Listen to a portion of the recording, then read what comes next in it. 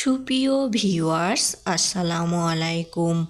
আজকে আমি আপনাদের সাথে শেয়ার করব গন্ধ দূর করে সবচেয়ে সেরা স্বাদে সোনালী মুরগির মাংস রান্নার একটি সহজ রেসিপি। মুরগির মাংস রান্না করছেন, কিন্তু রান্নার পর খেতে একটা আষ্টে গন্ধ বের হচ্ছে। আমার আজকের রেসিপিটা তাদের জন্যই। আমার এই আজকের রেসিপিটা ফলো করে সোনালি কিংবা ব্রয়লার কিংবা দেশি যে কোনো মুরগির মাংস এই প্রক্রিয়ায় রান্না করলে মুরগির মাংস রান্নার পর কোনো প্রকার আষ্টে গন্ধ বের হবে না, আর মাংসের স্বাদ হবে অসাধারণ। তাই আমার আজকের এই ভিডিওটা না টেনে প্রথম থেকে শেষ পর্যন্ত দেখতে থাকুন।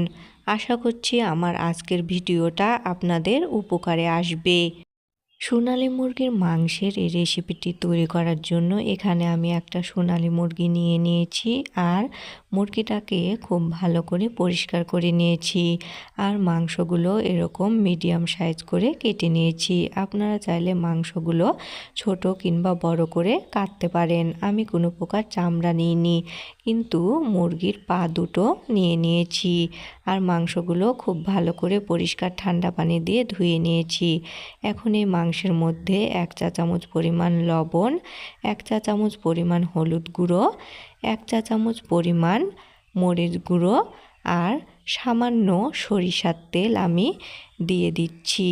এখানে সরিষার তেলটাই ব্যবহার করবেন, কারণ সরিষার তেলটা ব্যবহার করলে মাংসটা রান্নার পর যখন খাবেন তখন সরিষার তেলের একটা সুন্দর ঝাঁঝালো গন্ধ বের হবে, আর মাংসটা খেতে ভালো লাগবে। এখন আমি 1 ফালি লেবু নিয়েছিলাম, সেটা চিপে মাংসের মধ্যে দিয়ে দিলাম। দিয়ে এখন আমি মাংসগুলোকে নেড়ে চেড়ে খুব ভালো করে মিশিয়ে নিচ্ছি।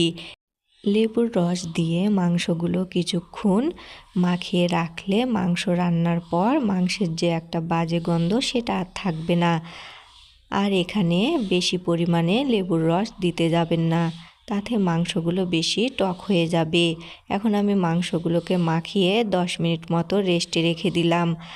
মাংসগুলো রেস্টে রেখে আমি চুলাতে একটা কড়াই বসিয়ে দিয়ে গ্যাসটা অন করে দিয়েছি, আর অফ স্কিনে কিছুটা রান্নার তেল কড়াইতে দিয়ে দিয়েছি।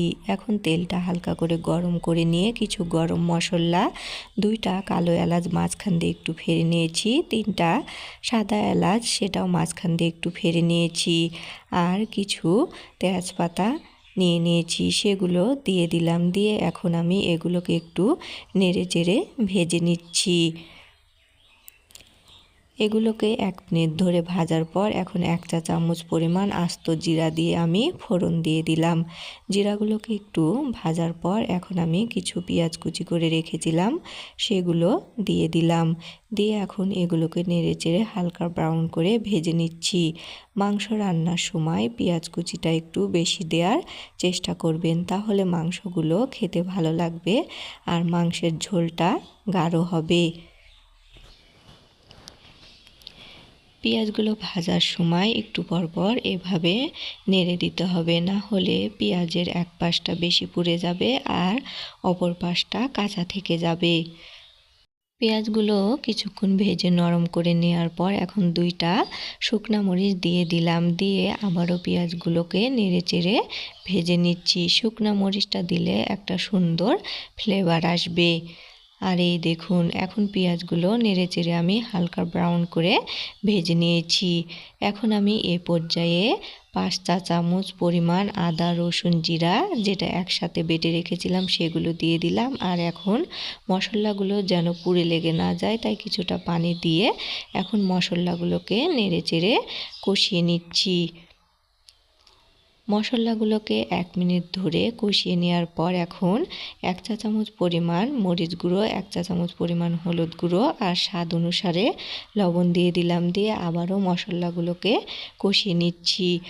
আগে যেহেতু আমি মাংসগুলো যখন মাখিয়ে নিয়েছি তখন হলুদ লবণ এবং মরিচ গুঁড়ো দিয়েছি, তাই পরিমাণটা একটু বুঝে শুনে দিলাম। দিয়ে মশলাগুলোকে আমি খুব ভালো মতো কষিয়ে নিলাম। এখন আমি একটা টমেটো কেটে রেখেছিলাম সেগুলো দিয়ে নেড়ে চেড়ে ভালো করে টমেটোটা কষিয়ে নিচ্ছি। আমি এখানে টমেটোগুলো টুকরো টুকরো করে কেটে নিয়েছি, তারপরে ব্যবহার করেছি। আপনারা চাইলে এখানে টমেটোটা পেস্ট করেও দিতে পারেন।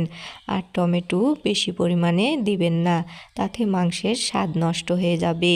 টমেটোটা আমি খুব ভালো করে কষিয়ে নিয়েছি আর মাংসগুলো মাখানো আমার 10 মিনিট হয়ে গিয়েছে। এখন আমি মাখিয়ে রাখা মাংসগুলো দিয়ে দিলাম। দিয়ে এখন আমি এগুলোকে নেড়েচেড়ে সমস্ত উপকরণ ভালো করে মিশিয়ে নিচ্ছি। মাংসগুলো আমি খুব ভালো মতো নেড়েচেড়ে মিশিয়ে নিয়েছি আর এতে কোনো প্রকার এ পর্যায়ে আমি পানি দিব না। পানি ছাড়াই মাংসগুলোকে এখন আমি ঢাকনা দিয়ে ঢেকে কিছুক্ষণ কষিয়ে নিব। 3 মিনিট পর ঢাকনা উঠিয়ে এখন আমি মাংসগুলোকে নেড়ে দিচ্ছি। এখন আমি ঢাকনা ছাড়াই বেশ কিছুক্ষণ ধরে এই মাংসগুলোকে এভাবে নেড়েচেড়ে কষিয়ে নিব। প্রথমে মাংসগুলোকে একটু নেড়ে দিব, তারপর 2-1 মিনিট অপেক্ষা করার পর আবার এভাবে নেড়ে দিব। এভাবে বেশ কিছুক্ষণ ধরে নেড়েচেড়ে আমি মাংসগুলোকে খুব ভালো করে কষিয়ে নিব। আমি মাংসগুলোকে খুব ভালো মতো কষিয়ে নিয়েছি। এখন আমি সামান্য পানি দিলাম। আমি এই পানিটা ঝোলের জন্য দিলাম না। এই পানি দিয়ে আমি মাংসগুলোকে আরও কিছুক্ষণ কষিয়ে নিব। পানি দেওয়ার পর এখন আমি নেড়েচেড়ে আবারও ঢাকনা দিয়ে মাংসগুলোকে আরও কিছুক্ষণ কষিয়ে নিব। 5 মিনিট পর ঢাকনা উঠিয়ে এখন আমি মাংসগুলোকে একটু নাড়াচাড়া করে দিচ্ছি। মাংসগুলো নাড়াচাড়ার পর আমি আবারও ঢাকনা দিয়ে ঢেকে দিলাম। আরও 5 মিনিট পর ঢাকনা উঠিয়ে এখন আমি আবারও মাংসগুলোকে নেড়ে দিচ্ছি। এখন আমি ঢাকনা ছাড়া আরও কিছুক্ষণ আগের প্রক্রিয়ায় মাংসগুলোকে নেড়েচেড়ে কষিয়ে নিব। এভাবে মাংসগুলোকে নেড়ে দিয়ে 1-2 মিনিট পর আবারও এভাবে নেড়ে দিয়ে মাংসগুলোকে কষিয়ে নিচ্ছি। এভাবে প্রথমে মাংসগুলো পানি ছাড়া, তারপরে সামান্য পানি দিয়ে কষিয়ে রান্না করলেও মাংসের বাজে একটা যে স্মেল থাকে সেটা আর থাকে না। এখন আমার মাংসগুলো কষানো হয়ে গিয়েছে, আমি পানি দিয়ে ঝোল দিয়ে দিলাম। আমি এখানে সামান্য পানি দিয়েই ঝোল দিয়ে দিলাম, বেশি পরিমাণে আমি ঝোল দিব না, কারণ আগে মাংসগুলো কষাতে কষাতে 50%-এর মতো সিদ্ধ হয়ে গিয়েছে। এখন আমি মাংসগুলোতে পানি দিয়ে ঝোল দেওয়ার পর নেড়েচেড়ে ঢাকনা দিয়ে কিছুক্ষণ ঢেকে রান্না করে নিব। 10 মিনিট পর ঢাকনা উঠিয়ে এখন আমি মাংসগুলোকে একটু নেড়ে দিলাম আর আধা চা চামচ পরিমাণ ভাজা জিরা গুঁড়া দিলাম। দিয়ে নেড়েচেড়ে আবারও ঢাকনা দিয়ে ঢেকে কিছুক্ষণ রান্না করে নিব। আমি ঢাকনা দিয়ে ঢেকে দিলাম। আরও 3 মিনিট পর ঢাকনা উঠিয়ে এখন আমি আবারও মাংসগুলো নেড়ে দিলাম আর মাংসের তরকারিটা একদম পারফেক্টভাবে হয়ে গিয়েছে। এখন আমি ঢাকনা দিয়ে ঢেকে চুলাটা বন্ধ করে কিছুক্ষণ দমে বসিয়ে দিলাম।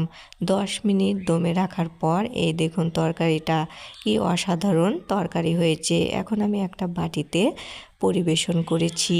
কালারটা অসাধারণ এসেছে।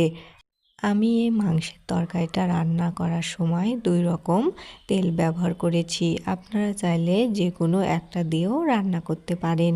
ভিডিওটি ভালো লাগলে সবাই অবশ্যই বেশি করে লাইক, কমেন্ট এবং শেয়ার করবেন। সবাই ভালো থাকবেন। আল্লাহ হাফেজ।